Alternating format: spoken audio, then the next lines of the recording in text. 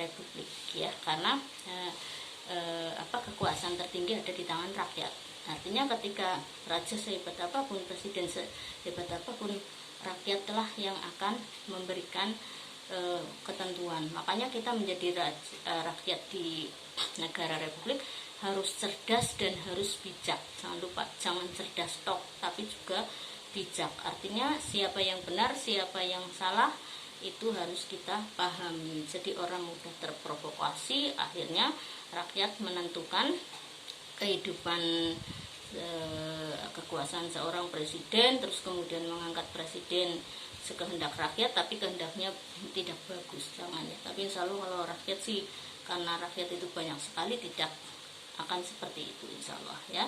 Jangan mudah terprovokasi. Yang kedua tuh adalah masa transisi ya, yaitu 1403 sampai 1566 Masehi. Masa transisi ini adalah pada kekuasaan anak-anak Bayezid ya, yang kemudian berebut kekuasaan. Jadi setelah berdiri lama pada masa Pangeran Bayezid yang sudah menjadi raja ini, pangeran-pangerannya itu saling berebut kekuasaan ya. Terus kemudian akhirnya nanti akan dipegang oleh Muhammad Al-Fatih yang sangat terkenal itu ya, yang berhasil menaklukkan Konstantinopel atau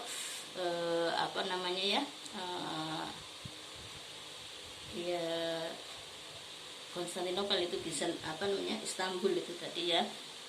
Nah ini 1453 Hijriah, ini Muhammad Al-Fatih ini. Terus kemudian nanti Salim ya, putra Bayezid itu antara lain Muhammad Al-Fatih dan Salim. Salim itu berhasil menaklukkan Mesir. Nah ini Salim juga bukan Salim yang di Mughal, bukan ya, tapi Salim yang di sini adalah ayahnya Sulaiman nanti ya. Sulaiman itu adalah yang raja Turki yang sangat terkenal ya, nanti yang bisa Masya Allah keterkenalannya sampai menggetarkan atau membuat Eropa merinding ya, itu karena kehebatan Sulaiman nanti putranya Salim, ini yang dimaksudkan ya. Terus periode ketiga itu hanya bertahan dan tidak terlalu luas perwilayahannya, artinya dari semua capaian-capaian yang dicapai sampai pada periode kedua ini, di periode ketiga ini hanya bertahan tok. Nah ini mulai nyusut, berarti mulai nanti tidak ada perkembangan ya, biasa kayak gitu ya. Jadi ibarat kayak tanaman, tumbuh dulu kecil, berkembang, nanti kalau sudah gede banget tidak bisa berkembang lagi ya, nyusut akhirnya mati, atau kalau kerajaan ya runtuh gitu ya, seperti Abbasiyah, Muawiyah ya, Bani Umayyah itu kemarin ya. Ini juga seperti itu, stagnan ya, mandek, tidak ada perluasan wilayah ini pada 1566 Masehi sampai 1703 Masehi. Nah, bahkan ada wilayah yang jatuh ke pihak musuh, yaitu wilayah Hungaria ya. Sampai sekarang kan Hungaria bukan wilayahnya Turki Utsmani ya. Oke, saya lanjutkan. Yang selanjutnya periode keempat ini mulai masa mundur. Biasa kalau sudah bertahan, ibarat pohon sudah mandek seperti ini, sudah berbuah, sudah tua ya, terus rontok ya daunnya, buahnya juga sedikit, itu kan seperti gambarannya ya kalau kita gambarkan pohon. Nah ini masa kemunduran ya, 1703 sampai 1839.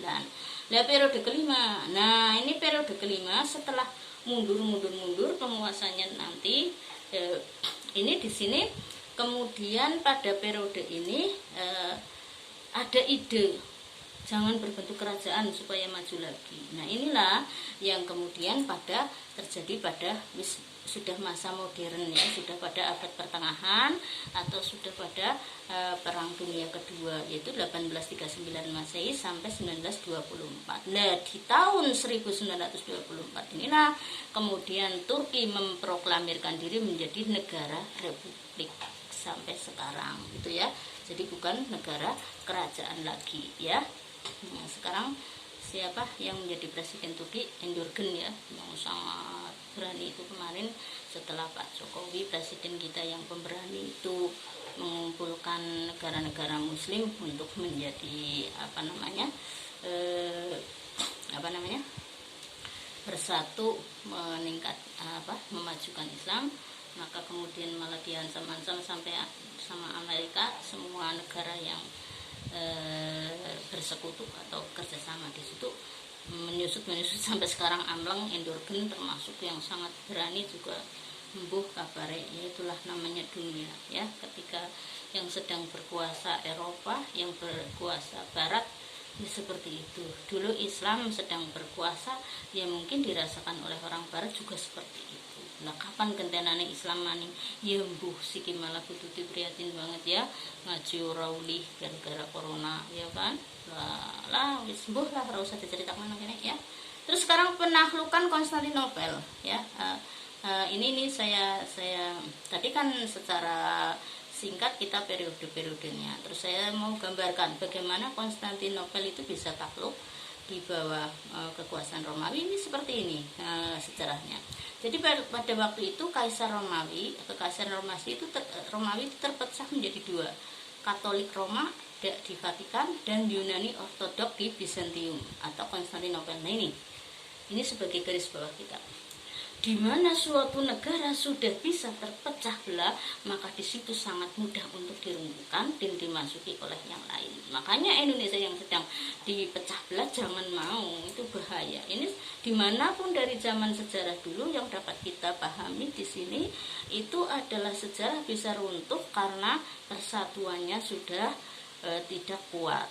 Yang kedua karena perebutan kekuasaan di tingkat intern, ya kan? Terus yang ketiga lagi karena penguasanya sudah tidak pro rakyat atau sudah tidak pro kepentingan umum, tapi sudah pro pada kepentingan individu atau kepentingan kelompok. Dia sudah suka, yang keempat sudah suka bermegah-megahan. Artinya suka kekayaan, suka jabatan, sehingga rela berkorban atau mengorbankan apa saja demi jabatannya dan demi kekayaannya. Nah itu ya nggak lama itu pasti runtuh ya. Kalau penguasanya masih pro rakyat, masih memikirkan kesejahteraan rakyat, mengabaikan kepentingan sendiri atau kelompok, artinya mengutamakan kepentingan rakyat, itu insya Allah akan semakin berkembang hebat ya, insya Allah. Setelah itu karena sudah terpecah menjadi dua kelompok, maka ini di sini ada istilah Konstantin the Great ya, memilih kota di Selat Bosporus sebagai ibu kota dengan alasan lebih strategis letaknya antara Eropa dan Asia, baik di darat sebagai salah satu jalur sutra maupun di laut antara Laut Tengah dengan Laut Hitam, dianggap sebagai titik terbaik sebagai pusat kebudayaan dunia. Nah ini kondisi tersebut berarti kondisi geopolitik pada waktu itu. Yang kemudian yang kedua, timeline penaklukan ini. Kapan penaklukannya? Yaitu Konstantinopel itu sebenarnya dimulai sejak 627 Masehi, yaitu ketika Rasulullah masih hidup. Pernah melayangkan surat yang intinya itu berdakwah atau menyeru kepada Kaisar Heraklius ya, ada suratnya ya. Salamun ala manit tabal huda gitu ya, kalau nggak salah saya ingat. Saya itu salah satu kesedihan saya kehilangan surat-surat Rasulullah yang berupa teks yang saya dapatkan dari dosen, dipinjam sama siapa sampai sekarang nggak pulang. Salah satunya adalah surat dakwah Rasulullah kepada Kaisar Heraklius. Itu di situ intinya Rasulullah mengatakan bahwa saya diutus sebagai rasul dari Allah, maka kamu ikutlah agamaku, ya kan? Kalau kamu ikut agamaku berarti kamu menjadi orang, termasuk orang yang mau menerima hidayah gitu ya, mau menerima tunjukan gitu. Lah tapi Heraklius itu tidak mau ya, tidak mau menerima surat dakwah Rasulullah. Nanti penaklukannya nanti ini yang mau kita bicarakan di sejarah ini. Terus dilanjutkan pada tahun 629 Masehi ketika terjadinya perang Mu'tah, dan 630 Masehi ada perang Tabuk juga. Ini dalam rangka menaklukkan ini sebenarnya ya, menaklukkan di Romawi ini Konstantinopel ya. Terus upaya yang dilanjutkan oleh Muawiyah juga teruskan, masa Muawiyah juga masih berusaha menaklukkan Konstantinopel, itu 668 Masehi. Tapi gagal juga di sini ya. Bahkan ada salah satu sahabat Rasulullah waktu itu yang sangat terkenal, yaitu Ayyub al-Ansori ya. Abu Ayyub al-Ansori itu gugur ya, sebelum Abu Ayyub sempat berwasiat meminta dimakamkan di titik terjauh yang bisa dijangkau oleh kaum muslim, itu sebelum beliau wafat ya. Ayyub al-Ansori ini gugur di medan perang itu ya. Dan para sahabat berhasil menyelinap dan memakamkan beliau persis di sisi tembok benteng Konstantinopel. Jadi kalau sampean sekarang mau ziarah ke sana, ada ya panglima perang yang dimakamkan di perbatasan tembok Konstantinopel ya, di wilayah Golden Horn ya. Generasi berikutnya baik dari Bani Umayyah dan Bani Abbasiyah hingga Turki Utsmani pada pemerintahan itu terjadi pada pemerintahan Murad II ya, kalau dalam yang bukan muslim namanya Murad ya, Raja Murad II ya. Gagal juga menaklukkan Bizantium. Selama 800 tahun kegagalan selalu terjadi, sehingga anak Sultan Murad II pun yang bernama Muhammad Al-Fatih inilah yang kemudian naik tahta dan sukses nanti, yang bisa menaklukkan Konstantinopel. Makanya dinamakan sebagai Muhammad Al-Fatih. Muhammad yang bisa membuka Konstantinopel, artinya bisa menaklukkan ya. Nah ini tapi Masya Allah perjuangannya Masya Allah ya. Jadi karena beliau adalah termasuk orang soleh, jadi menaklukkannya itu dipakai riyadu juga ya. Dikabarkan di sana pada waktu itu Muhammad Al-Fatih itu sedang berpuasa sunnah ya. Coba bayangkan Masya Allah ya, orang zaman dulu itu kesalehannya luar biasa, sangat berbeda dengan kita ya. Jadi perang kok lagi berpuasa, jadi siangnya berpuasa, malamnya qiyamul lail, dan tidak pernah berhenti melakukan strategi perang. Salah satu strateginya adalah membuat lubang ya, lubang dari laut itu namanya Turki sampai ke Konstantinopel, karena lubang itu akan digunakan jalan masuk ke Konstantinopel ya. Di Konstantinopel ini sangat luar biasa ya. Kita bayangkan ya, dalam waktu ada yang mengatakan 40 tahun, ada yang mengatakan 40 bulan, ada yang mengatakan 40 hari. Jadi ngeruki bikin jalan bawah tanah. Untuk apa itu?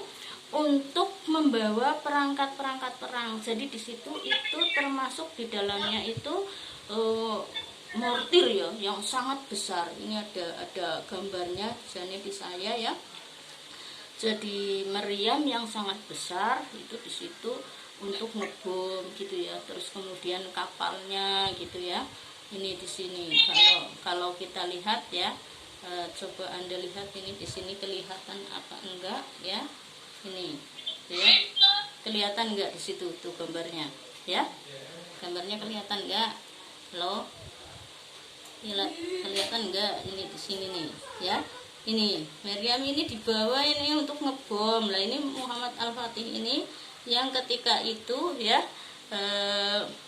bisa ini apa, masuk melalui pintu gerbang utama. Tapi sebelumnya sebenarnya sudah tentara yang lainnya itu masuk di lorong di bawah tanah. Nah, ini itunya ini Masya Allah ya. Kalau kita lihat ini di sini Masya Allah ya, apa namanya ya, di sini ada apa ya, rantainya sebesar itu ya, rantai untuk apa ya, girit kapal ya. Jadi kapalnya itu yang dari yang seharusnya melalui laut itu ditarik ya melalui jalan bawah tanah ya, itu ya. Makanya berhasil menaklukkan Konstantinopel. Jadi Konstantinopel itu ada dibatasi antara Turki dan Konstantinopel, dibatasi laut, yang di situ lautnya itu sudah kelihatan dari Konstantinopel. Makanya nggak menang-menang dari zaman Rasulullah, karena selalu melewati jalan darat dan jalan laut. Jadi kalau jalan laut aja dari jauh itu di teropong sudah kelihatan itu ada kapal perang dari Turki. Ya wis kapalnya dibomi terus mati semua. Apalagi lewat jalan darat. Lah ini Muhammad Al-Fatih itu dengan kecerdasannya dan gurunya yang sangat cerdas juga, sangat alim juga sangat ahli riyadhah ya, dengan berpuasa sunnah dan qiyamul lail ya. Kemudian menemukan ide melalui jalan terowongan itu. Jadi antara laut Turki ke Konstantinopel itu dibikin apa ya, terowongan yang di situ nanti bisa untuk masuk. Yang kedua dibikin juga jembatan, tapi jembatan itu dalam waktu durasi sekian sudah jadi. Nah jembatan itu yang untuk menyeberang ini kalau saya gambarnya lengkap ya, jembatannya sepanjang laut itu yang jembatannya itu bisa terlihat nanti ketika mulai perang. Jadi sebelumnya nggak kelihatan, mungkin disesuaikan dengan ketinggian air laut ya. Satu begitu. Kedua nanti setelah perang ini mau digempur lagi supaya tidak bisa untuk lewat kalau kalah, tapi ternyata menang kan. Nah, Muhammad Al-Fatih ini kehebatannya ya. Jadi beliau begitu ya. Ini riwayat penaklukan Konstantinopel ya. Tapi sudah jam 4:04, saya kira lain kali lagi ya. Kalau di sini masih kerajaan Turki Utsmani itu disimpulkan sendiri oleh sampean, tinggal kesimpulannya saja. Saya kira saya cukupkan sekian ya. Kalau mau tahu sejarahnya bagaimana seorang Muhammad Al-Fatih, terus kemudian bagaimana Sulaiman bin Salim berkuasa, ya baca sendiri banyak sekali. Atau kalau saya ada waktu bisa saya terangkan di lain waktu gitu ya. Saya kira saya cukupkan sekian. Wallahualam. Wassalamualaikum warahmatullahi wabarakatuh.